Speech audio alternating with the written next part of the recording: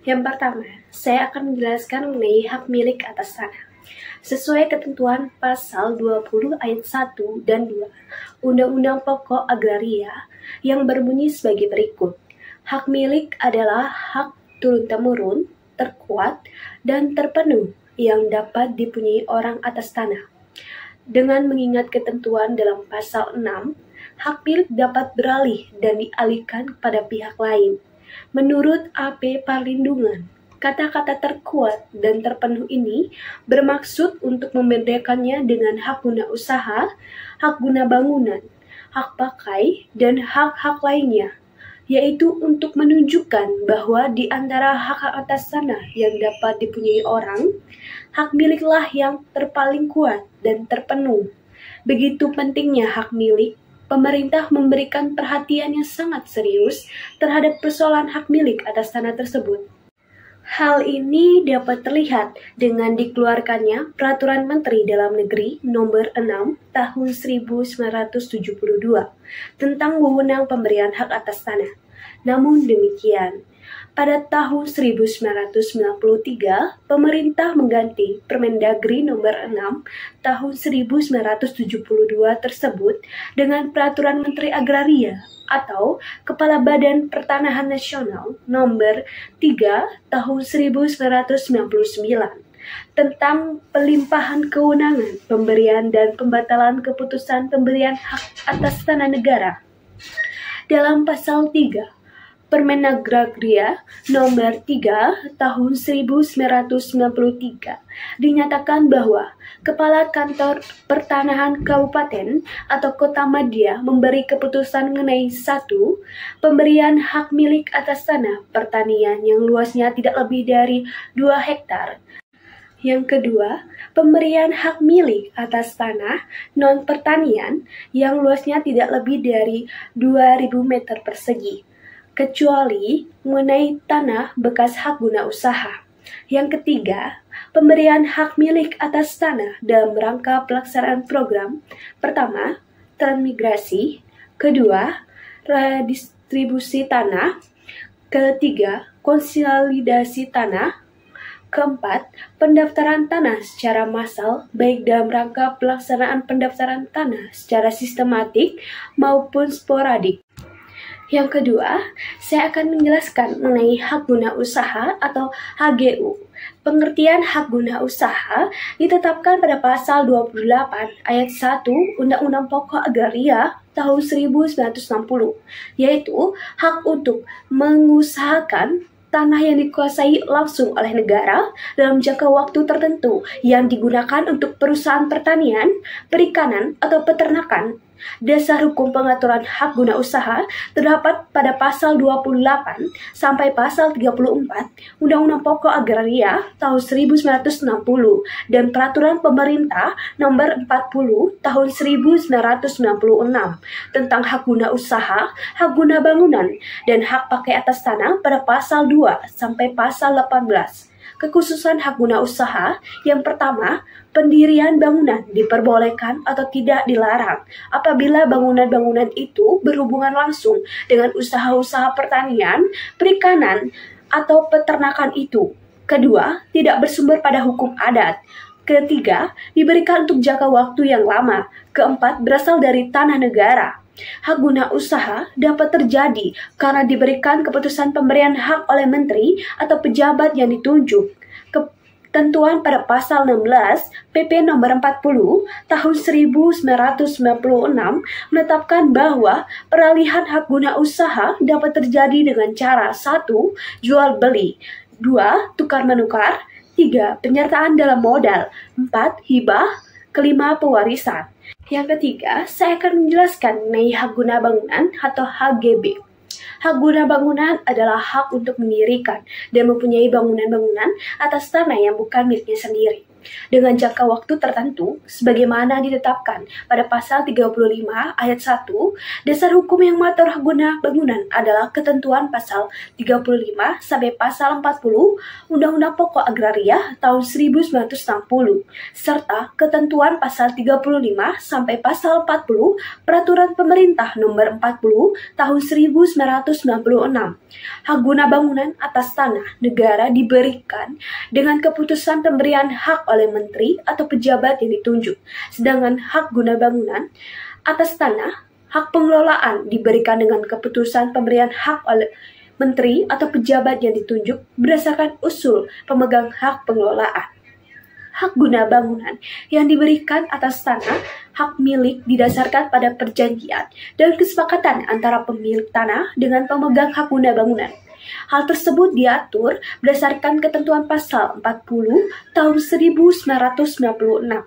Untuk peralihan hak guna bangunan bisa melalui peristiwa 1. Jual beli, 2. Tukar menukar, 3. Penyertaan dalam modal, 4. Hibah, dan terakhir pewarisan, sebagaimana ditetapkan pada pasal 34 Peraturan Pemerintah Nomor 40 Tahun 1996.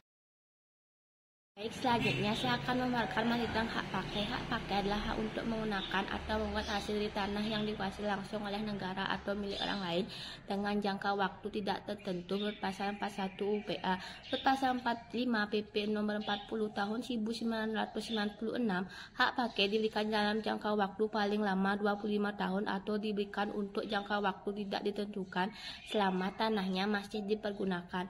Yang mempunyai hak pakai ialah yang pertama, warga negara Indonesia. Yang kedua, orang asing yang berkedudukan di Indonesia. Yang ketiga, badan hukum yang didirikan menurut hukum Indonesia dan berkedudukan di Indonesia.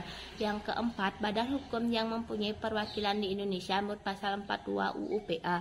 Dalam pasal 39 PP Nomor 40 Tahun 1996 disebutkan subjek-subjek hak pakai antara lain departemen, lembaga pemilihan non-departemen dan pemerintahan daerah. Yang kedua, badan-badan keagamaan dan sosial. Yang ketiga, perwakilan negara asing dan perwakilan badan internasional. Adapun hak usaha bagi hasil menurut Budi Harsono, hak usaha bagi hasil adalah hak seseorang atau badan hukum yang disebut penggarap untuk menyelenggarakan usaha pertanian di atas tanah kepunyaan pihak lain yang disebut pemilik dengan perjanjian bahwa hasilnya akan dibagi antara kedua belah pihak menurut imbangan yang telah disepakati.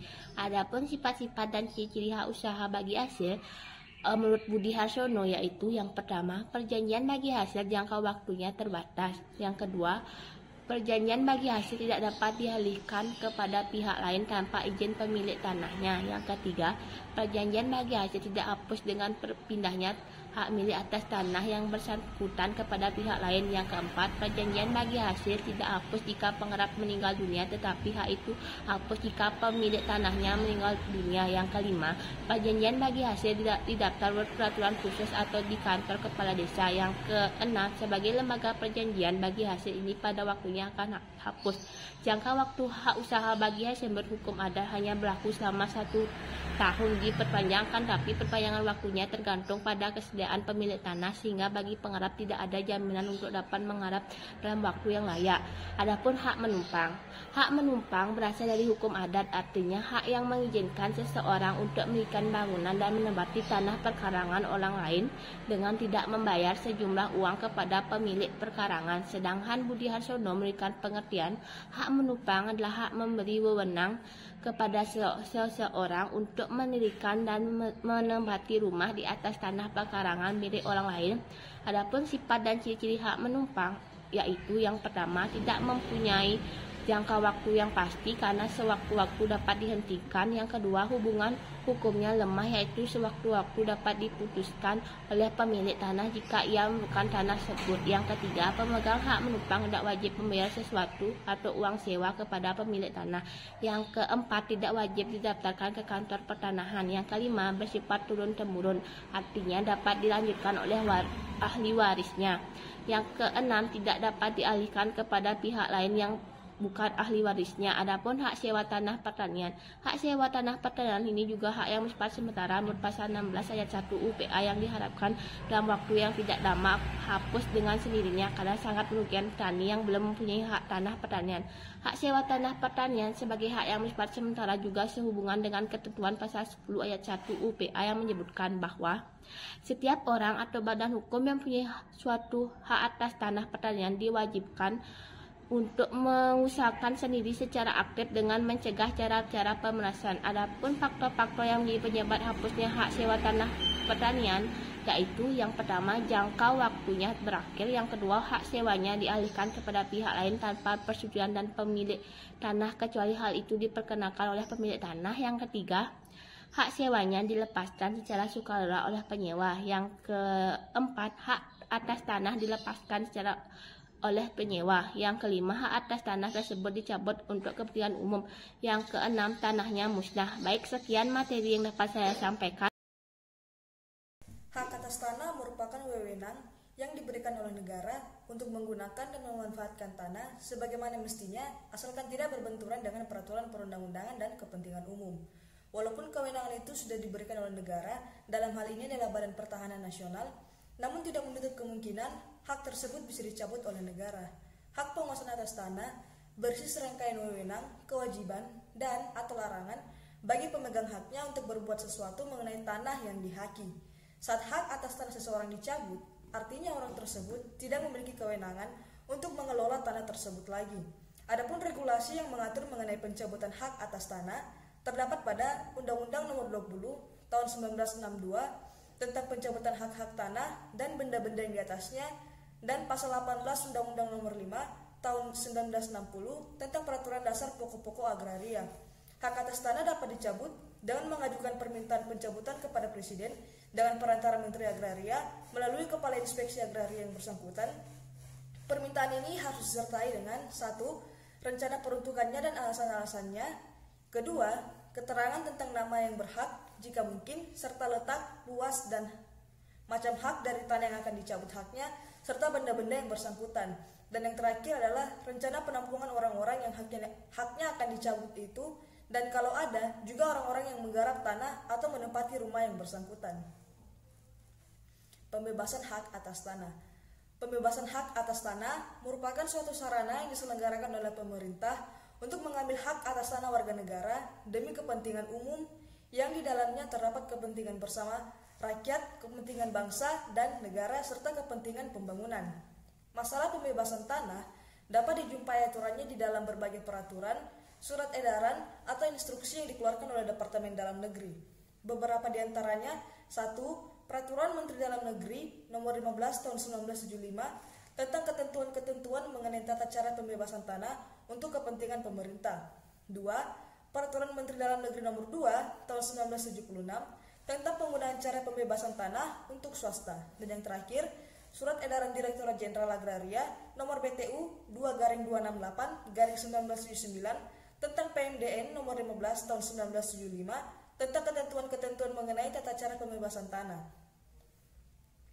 Pengadaan tanah. Pengadaan tanah adalah kegiatan menyediakan tanah dengan cara memberi ganti kerugian yang layak dan adil kepada pihak yang berhak. Pengadaan tanah untuk kepentingan umum bertujuan menyediakan tanah bagi pelaksanaan pembangunan guna meningkatkan kesejahteraan dan kemakmuran bangsa, negara, dan masyarakat dengan tetap menjamin kepentingan hukum pihak yang berhak. Adapun tata cara untuk melakukan pengaduan tanah yang harus dilakukan adalah membuat perencanaan pengadaan tanah yang dimuat dalam dokumen perencanaan, ditetapkan oleh instansi yang memerlukan tanah dan diserahkan kepada pemerintah provinsi.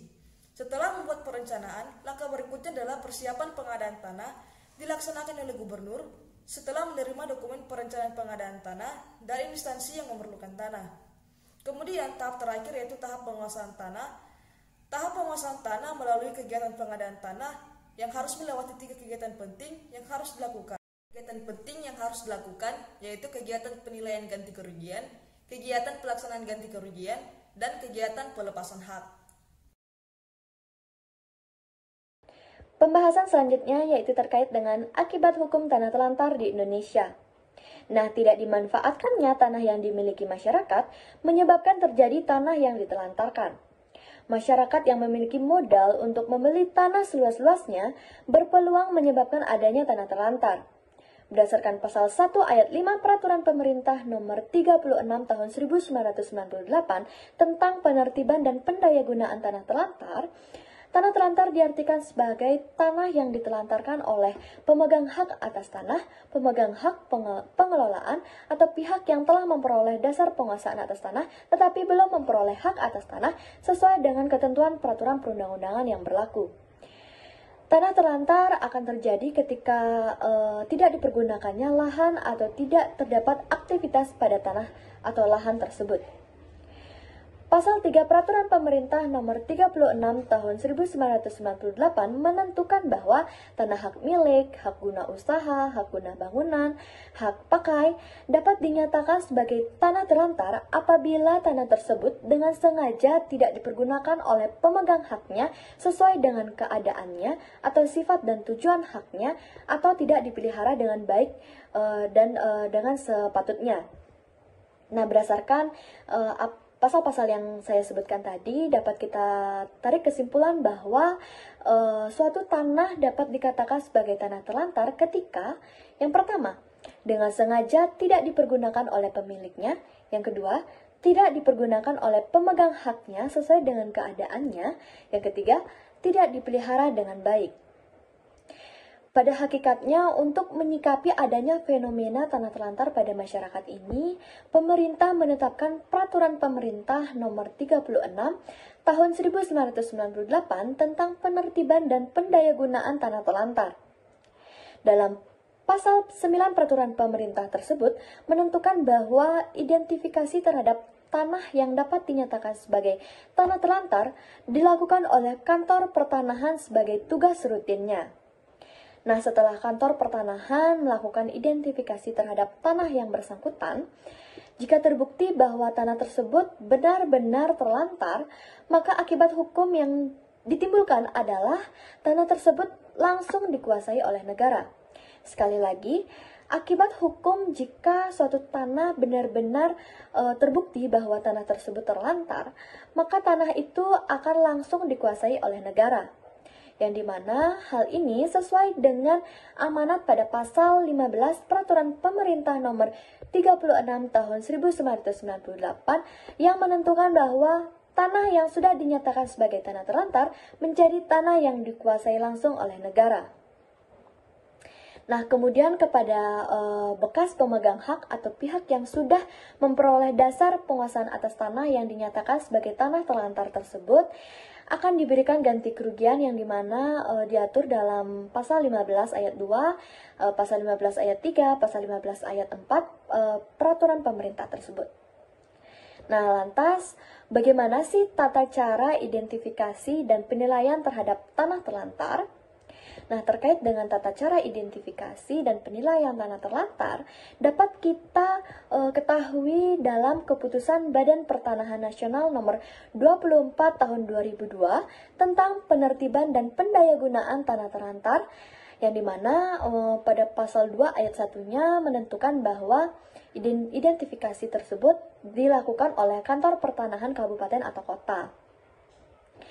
Nah, identifikasi yang dilakukan Kantor Pertanahan Kabupaten atau Kota dilaksanakan secara kedinasan maupun berdasarkan perintah dari Kepala Badan Pertanahan Nasional atau Kepala Kantor Wilayah Badan Pertanahan Nasional Provinsi atau laporan dari instansi pemerintah lain ataupun dari masyarakat itu sendiri.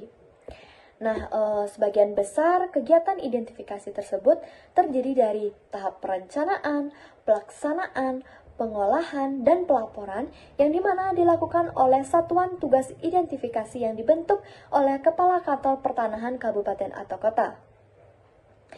Kemudian mengacu pada pasal 4 Keputusan Badan Pertanahan Nasional Nomor 24 Tahun 2002 ini, yang mana menentukan bahwa kegiatan perencanaan identifikasi terdiri dari beberapa tahapan. Yang pertama yaitu pengumpulan data dan peta di Kantor Pertanahan Kabupaten atau Kota dan dinas instansi terkait serta dari pemegang hak atau pihak yang telah memperoleh dasar penguasaan tanah tersebut. Yang kedua, penentuan lokasi prioritas untuk identifikasi. Yang ketiga, penyusunan rencana kerja identifikasi. Keempat, penyiapan bahan dan materi serta tenaga termasuk administrasi untuk pelaksanaan identifikasi. Kemudian yang terakhir ada pemberitahuan kepada pemegang hak atau pihak yang telah memperoleh dasar penguasaan tanah untuk melakukan pelaksanaan identifikasi. Nah, pada pasal 5-nya menentukan bahwa kegiatan pelaksanaan identifikasi itu merupakan kegiatan yang mencangkup beberapa aktivitas. Yang pertama ada aktivitas pengumpulan pengumpulan data dan juga pengecekan lapangan. Nah, pada pasal 6-nya menentukan bahwa pada ayat 1 menentukan bahwa kegiatan pengolahan data identifikasi dilakukan dengan berpedoman pada kriteria-kriteria sebagaimana diatur dalam bab 3 Peraturan Pemerintah Nomor 36 Tahun 1998 tentang penertiban dan pendayagunaan tanah terlantar. Jadi tetap ya berpacu atau berpedoman kepada Peraturan Pemerintah Nomor 36 Tahun 1998. Pada ayat 2-nya, pasal 6 ayat 2-nya menentukan bahwa penggunaan kriteria dalam pengolahan data sebagaimana dimaksud pada ayat 1 tersebut dilakukan dengan memperhatikan yang pertama, penggunaan tanah saat ini, yang kedua, kesesuaian dengan tata ruang wilayah, ketiga, kesesuaian dengan proposal dan pembinaan hak atas tanahnya, keempat, peruntukan tanah dalam pemberian haknya atau dasar penguasaan tanah. Selanjutnya, persyaratan dan surat keputusan pemberian hak atau ketetapan yang menjadi dasar penguasaan tanah. Dan yang terakhir, hal-hal lain sesuai dengan kondisi-kondisi daerahnya. Kemudian pada pasal 7-nya kita dapat mengetahui bahwa pada pasal 7 menentukan kegiatan pelaporan identifikasi harus berupa fakta dan penjelasan terkait kondisi pemanfaatan tanah yang dilaksanakan oleh pemegang hak, baik berupa peta maupun narasi yang disampaikan kepada panitia penilai kabupaten atau kota melalui kepala kantor pertanahan kabupaten atau kota. Yang mana jangka waktu minimal untuk dilakukan identifikasi sebagaimana diatur dalam pasal 8 Keputusan Badan Pertanahan Nasional nomor 24 tahun 2002, yaitu yang pertama, hak milik yaitu 5 tahun, hak guna usaha 5 tahun, hak guna bangunan 3 tahun, hak pakai 3 tahun, dan hak pengelolaan 5 tahun. Yang dimana waktu-waktu ini dihitung sejak diterbitkannya sertifikat hak atas tanah yang bersangkutan. Apabila terdapat tanah yang sudah melampaui batas waktu tersebut, maka Kepala Kantor Pertanahan Kabupaten atau Kota dapat menentukan prioritas jenis hak atas tanah yang akan diidentifikasi sesuai dengan kondisi daerah setempat atau petunjuk Kepala Badan Pertanahan Nasional yang telah membentuk panitia penilai kabupaten atau kota. Nah, panitia penilai kabupaten atau kota ini yang nantinya akan menyusun alternatif dalam melakukan penilaian terhadap laporan hasil identifikasi. Di antaranya yaitu memberikan saran tindak lanjut terhadap pemanfaatan tanah oleh pemegang hak atas tanah dan menyusun langkah-langkah penanganan pendayagunaan tanah dengan melibatkan instansi terkait.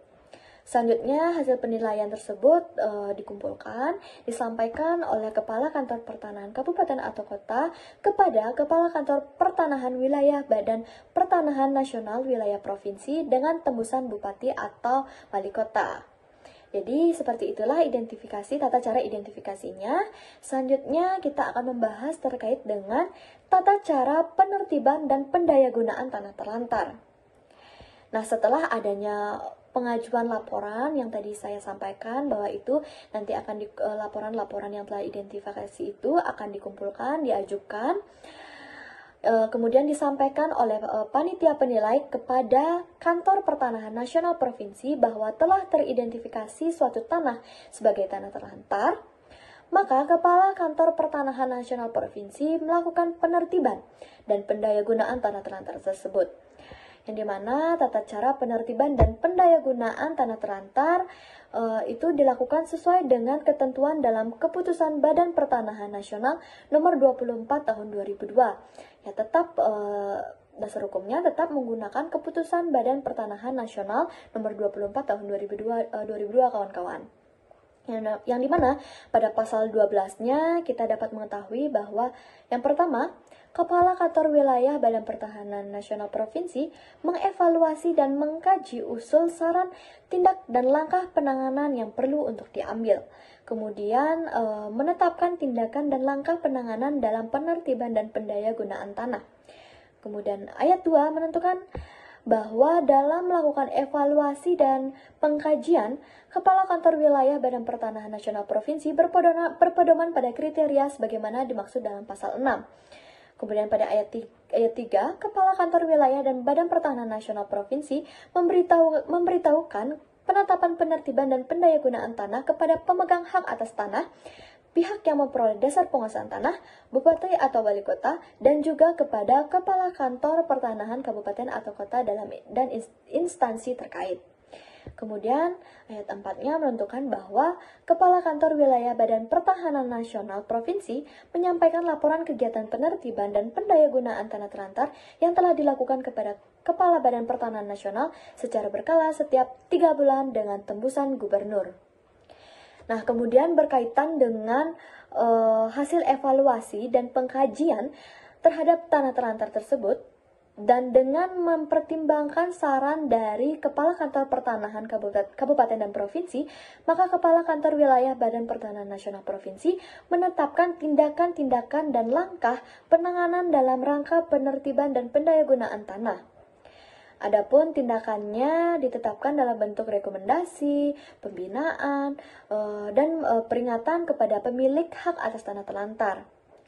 Sebagai bentuk pendayagunaan tanah, maka pemerintah memberikan kesempatan pemegang hak atas tanah terlantar untuk melakukan rencana kerja yang nantinya harus disampaikan kepada Kepala Kantor Pertanahan Kabupaten atau Kota. Jadi tetap diberikan kesempatan untuk kepada pemegang hak untuk melakukan atau menyusun rencana kerja yang nantinya harus disampaikan kepada Kepala Kantor Pertanahan Kabupaten atau Kota.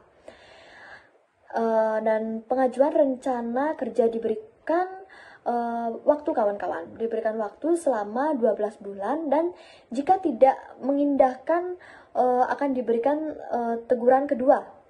Kemudian jika tetap tidak terdapat pengajuan terhadap rencana kerja tersebut, maka akan diberikan peringatan kembali seperti peringatan kedua.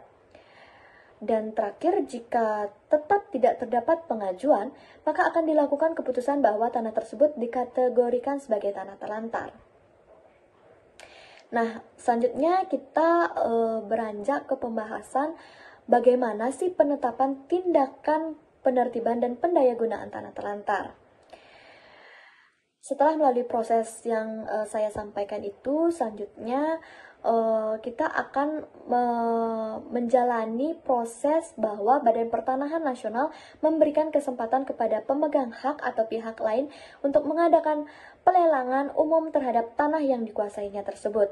Nah, terkait dengan pendayagunaan tanah terlantar tersebut, maka sesuai dengan pasal 23 ayat 1 Keputusan Badan Pertanahan Nasional Nomor 24 Tahun 2002, bahwa perlu dilakukan beberapa langkah sebagaimana berikut. Yang pertama, ada pola kemitraan, kedua, retribusi tanah, yang ketiga, konsolidasi tanah, yang keempat, pemberian hak atas tanah kepada pihak lain.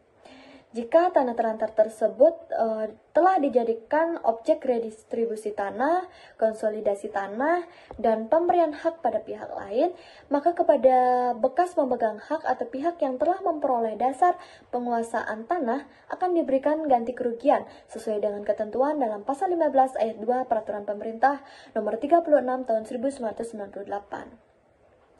Selain dari langkah-langkah yang akan dilakukan oleh pemerintah, terdapat juga peran serta masyarakat terkait dengan menangani adanya fenomena tanah terlantar di masyarakat. Nah, peran itu adalah sesuai dengan pasal 24 Peraturan Pemerintah Nomor 36 Tahun 1998 yang mana menentukan bahwa masyarakat dapat berperan dalam menangani adanya dugaan tanah terlantar. seperti memberikan laporan dan mengusulkan pemanfaatan tanah terlantar yang diajukan kepada kantor pertanahan kabupaten atau kota dengan tembusan bupati atau wali kota dan kepala kantor wilayah Badan Pertanahan Nasional Provinsi dan gubernur. Sehingga selain dari langkah-langkah yang dilakukan oleh pemerintah untuk mengatasi fenomena-fenomena dari tanah terlantar ini, peran serta masyarakat juga sangat amat diperlukan, yang mana hal ini juga diatur dalam pasal 24 Peraturan Pemerintah Nomor 36 Tahun 1998 sebagaimana yang saya jelaskan tadi.